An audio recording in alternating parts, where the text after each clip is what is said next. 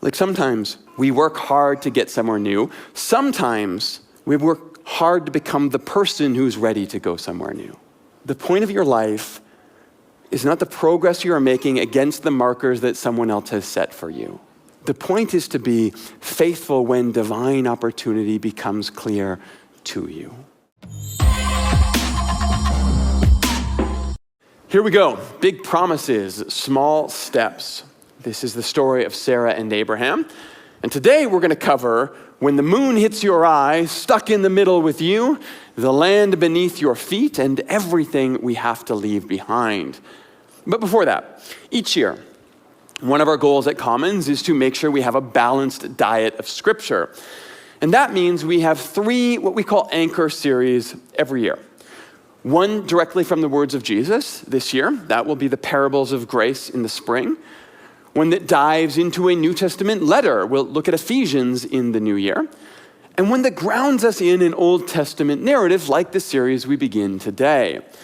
And beginning today, we're actually going to set the course for those Old Testament narratives over the next few years as we work our way through the patriarchs and the matriarchs of the Hebrew story.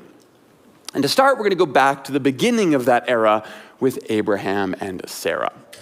But I want to situate that for you a little bit. One of the things that we talk a lot about at Commons is reading the Bible through Jesus. And that means Christ is the lens through which we interpret, we make sense of the whole long story.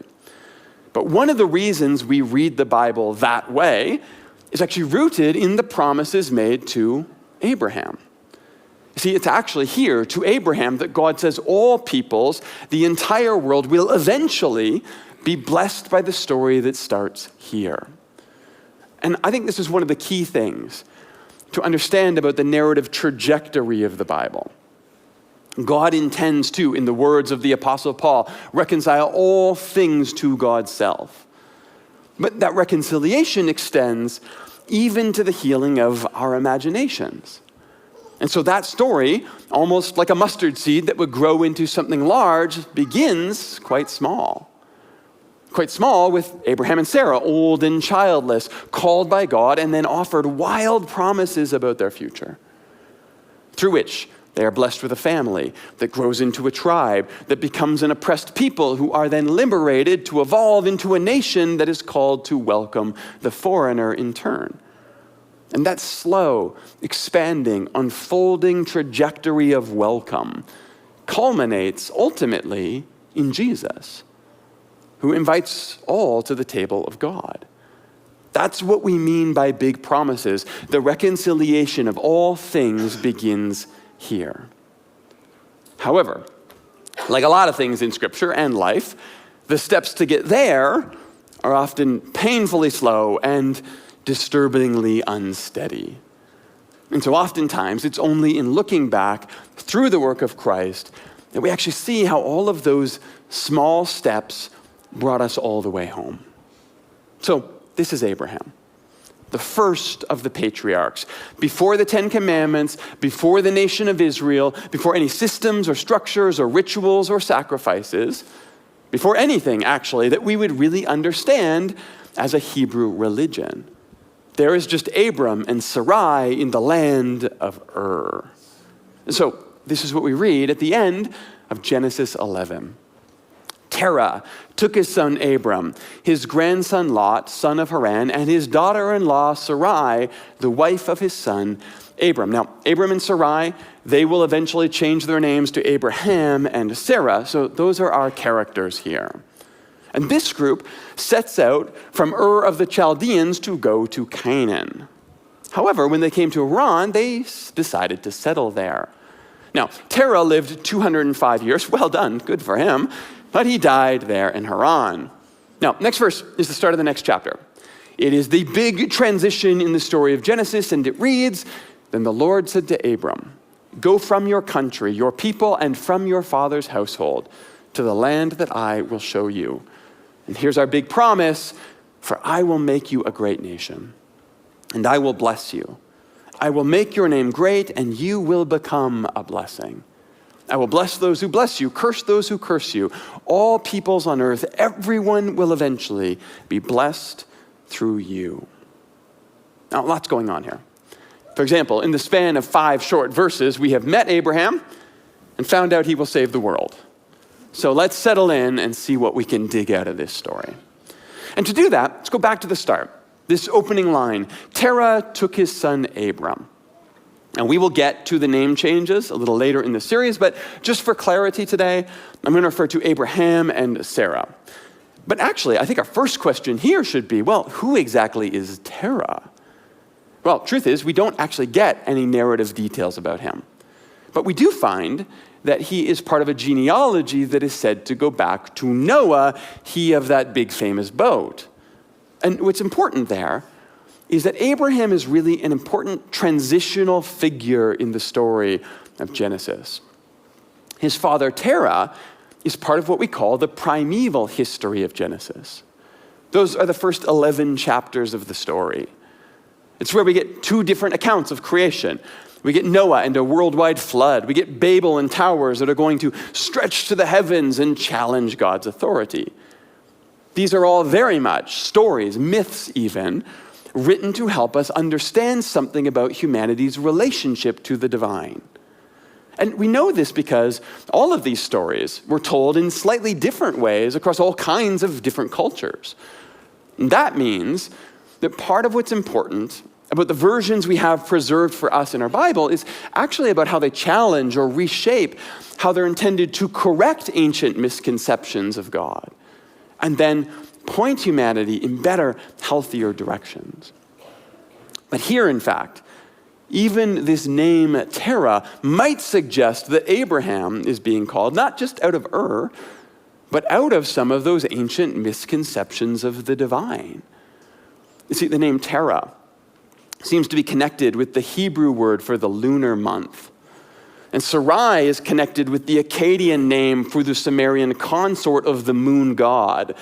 And if Ur is indeed a reference to the Sumerian city of Ur in lower Mesopotamia, which was a real city, then we know from archaeological excavations that there was a thriving moon worship scene there as far back as the 3rd century or 3rd millennia BCE. What this means is that the story of Abraham probably emerges from an ancient moon cult. And here's what I want you to pay attention to here. The story that will lead to the reconciliation of all things begins with the surprising intuition of a father who dies thinking the moon directs his steps. Remember, it was Terah that first took the family out of Ur, intending to head toward Canaan, where Abraham would eventually be called to go. And sure, he stops off in Haran, unpacks along the road, and never really gets going again. By the way, that word Haran originally literally meant main road in Assyrian. And honestly, you and I, how many times have we stopped along the road short of our goal and just settled for, what was available? Although, I'm going to give Terah credit here. Over time, that word Haran came to refer to an area about 20 miles from where we think Ur might have been. And eventually Haran became the center of an Amorite population at one point a few centuries later. So Terah may have actually accidentally founded an ancient city in his lack of ambition. May we all be so complacent. The point is, this is before the Bible, before there are any priests, before there was Israel, before there were any rules or religion or even sacred text to follow. And here is God speaking to moon-worshiping travelers, making wild promises about the future, nudging them to wonder if there might be more to the world than they've been told to expect. If we think, even for a second, that the God of the universe is somehow bound to wait for us, for Christians to get involved before showing up in someone's life, I think we will find ourselves perpetually far behind the story of God. In fact, in my experience, professionally or otherwise, every single time I have thought, even for a second, that I have found myself blessed to be part of offering even just a nudge toward God, what I found inevitably in talking with that person is that in retrospect, when they look back, they can see all the ways that God had always been there all along, gently inviting them home. That's not a bug, that's a feature. That's grace, and sometimes we often only ever notice it looking back. There's lots to mine in this story. That's why we're going to give it 6 weeks. But if we could come out of the story of Abraham, even just with that, trusting that God is present in more ways, in more lives, in more moments than we can possibly even begin to imagine right now, I think we might find ourselves beginning to catch glimpses of the divine, perhaps in the ways we always wished we would have. Sometimes we just have to be open to see it. But that is perhaps easier said than done. Because we are sitting right now at what Walter Brueggemann calls perhaps the most important structural break in the Old Testament, certainly in Genesis. It distinguishes between the history of humankind and the history of Israel, between the story of fall and the history of blessing. If you think about it, here's Abraham. He's dragged his wife Sarah along on this moon-advised journey. He's now stuck in some podunk town that doesn't even exist yet. His nephew Lot is taking along, and he's his new responsibility, all because his father has just died and left them stranded along the road. Like, this is where he's supposed to turn to the camera and say, yep, that's me. You're probably wondering how I ended up here. And that line, it's a cliche precisely because, we've all been there, right? Now, maybe not because you made some terrible decision or because you messed up anything in particular. Maybe just simply because you found yourself in a place you didn't expect to be, wondering about what might come next. Almost 22 years ago, sounds like a long time, almost 22 years ago, I moved to Calgary. And I came out here to take a job as a pastor. Now, that decision was one of the best of my life. I landed in a city that I absolutely love, in a province where I have adopted both of my kids. I spent a decade at a church that brought me here, learning, evolving, and being given incredible opportunities far above my pay grade. I then got to play a part in starting Commons just over 11 years ago. I now get to play a part in starting Commons all over again in Marda Loop for a new decade. So I'm very grateful for all of it. But in the 2 years or so before I moved to Calgary, I found myself somewhere like Haran. I had gotten involved in church in high school, last couple of years, graduated and then went straight to a Bible college. Was hired right away at a church in Toronto. Everything was turning up Jeremy at that point. But I found out pretty quickly that it was not quite what I had expected.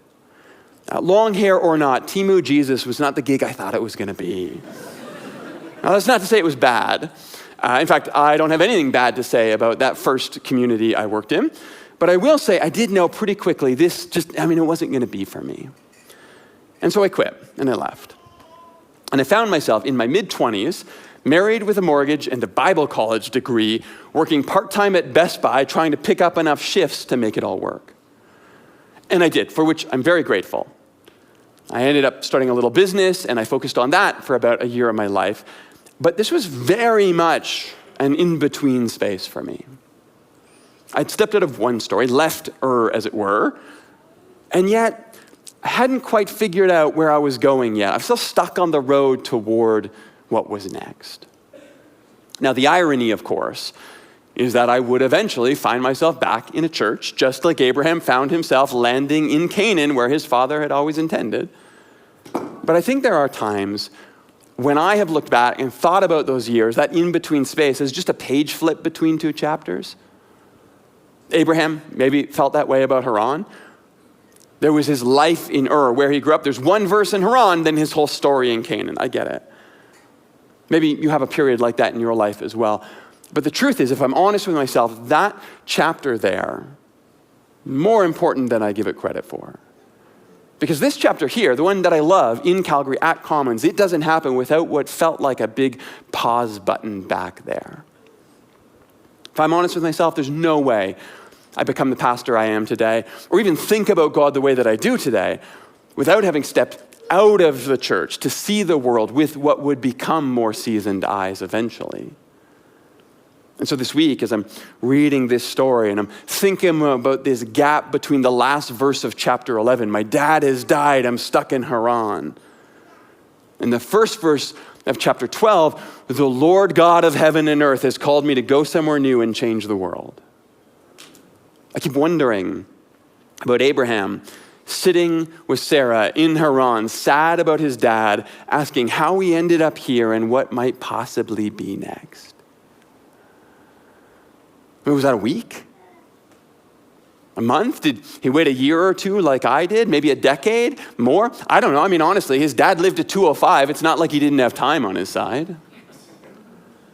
But how long did Abraham do his best with just what was in front of him, waiting to hear about what would be next?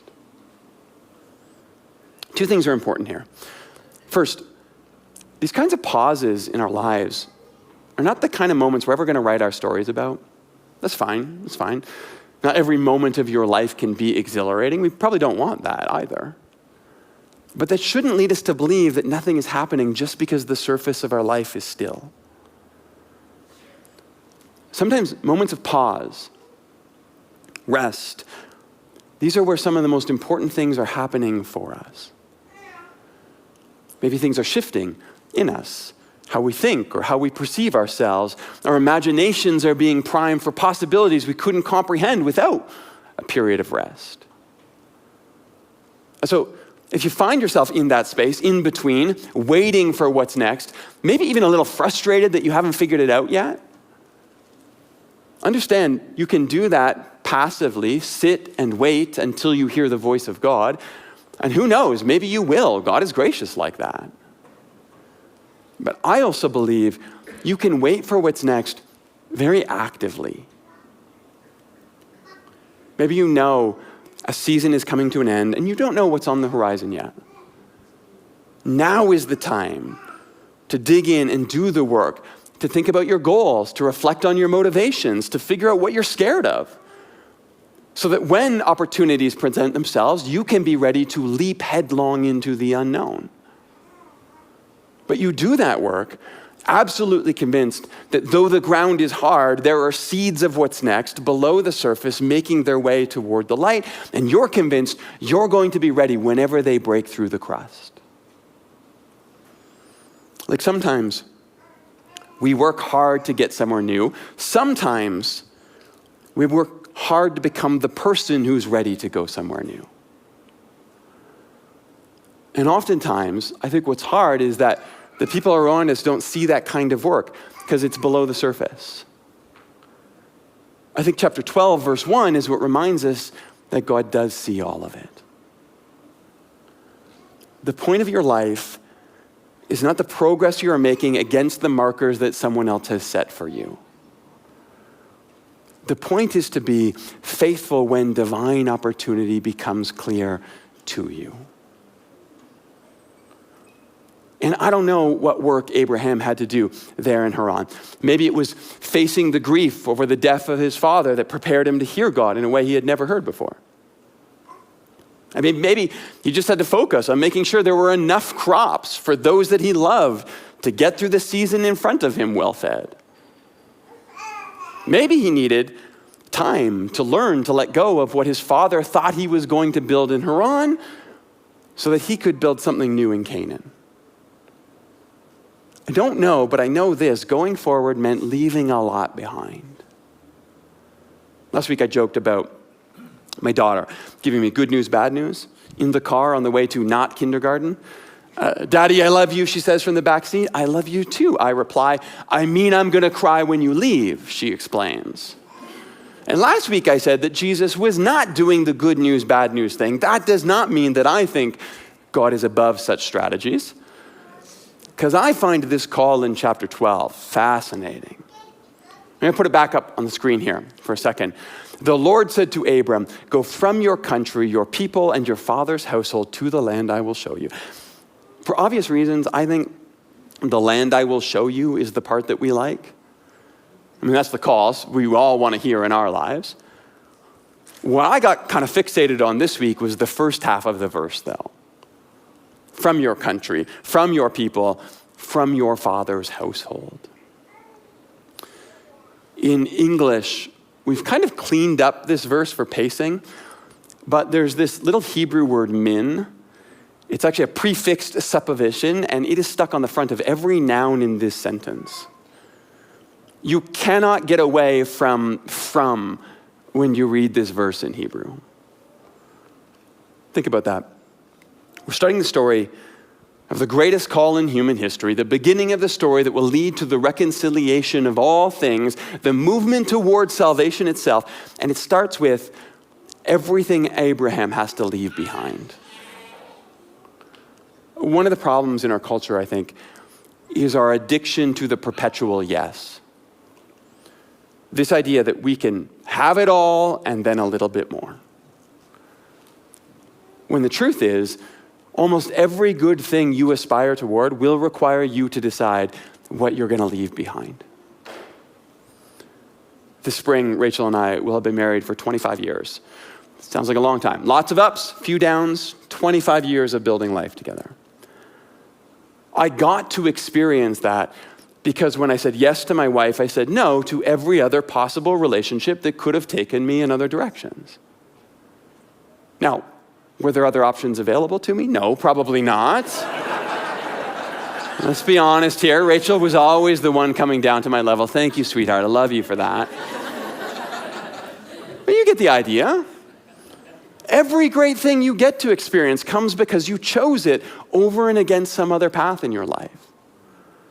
Now, sometimes that choice is conscious, sometimes it's deliberate, sometimes it's forced on you, sometimes you stumble your way through a series of missteps only to look back and see how fortunate you really were. But the fact remains, trying something new, going somewhere unexplored, stepping into everything that is in front of you right now, all of that will require some kind of choice about what you will leave behind. And one of the ways that I think about this in my life is trying to whittle down the influence of the phrase, just in case. So I'm going to hold on to this thing, just in case. Or I'm going to keep my options open, just in case. I think sometimes it's really easy for me to just in case myself into staying put in Haran and never finding out where the road ahead me leads. And I'm not talking about being reckless. I'm not talking about betting the farm on every Bitcoin adventure that somehow squeezes its way through your spam filter. I'm talking about finding the kind of courage to hear the voice of God, maybe even only once in a lifetime when it comes along and says, it's time to leave what's familiar, to go past what's been comfortable, to set out from your father's household. Because there is something spectacular for you on the horizon. And maybe today, you are still in Haran and you're still waiting for what's next. That's okay. There is holy work for you to do in the soil under your feet right now. Every season of your life is sacred. But maybe, like Abraham, you know that God is already speaking about who you will become next. And the first small step in that very big promise is to turn your attention from everything that was toward what could be, so that you can set out on your next great adventure. Because that is faith, but it's more than that, it's life. The process of continually growing, evolving, becoming something new as God calls us back home.